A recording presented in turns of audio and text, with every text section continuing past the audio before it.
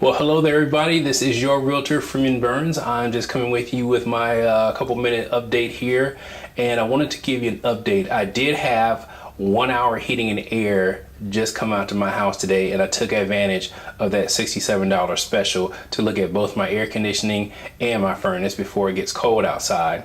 I'm happy to report that the furnace looks great. There's no problems or issues with it.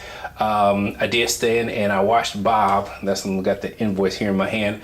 I watched Bob kind of do the work. I asked a couple of questions and I was able to get some good answers out of him. However, when it came to the air conditioning unit, that was a little bit of a different story.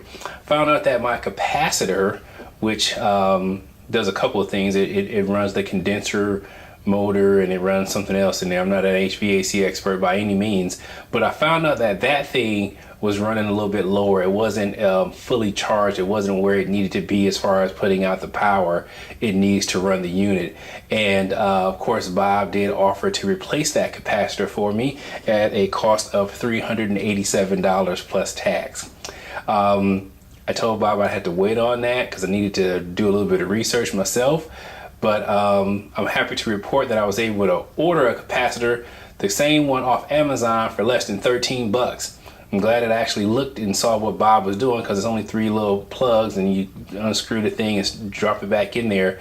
I'm pretty sure I can handle that. I'm kind of a handy guy, so I'm not too worried about getting that capacitor replaced. Once I figure that out, then if the unit still isn't blowing as hard as it should, then I'll know that it's something else like my condenser. But I'm glad they came out anyway, because it gave me a lot of confidence in knowing that we're going to be good for heat this winter. But yeah, I am probably going to replace that capacitor on the HVAC unit, and I want to do it for less than $13. So otherwise, everything else went great.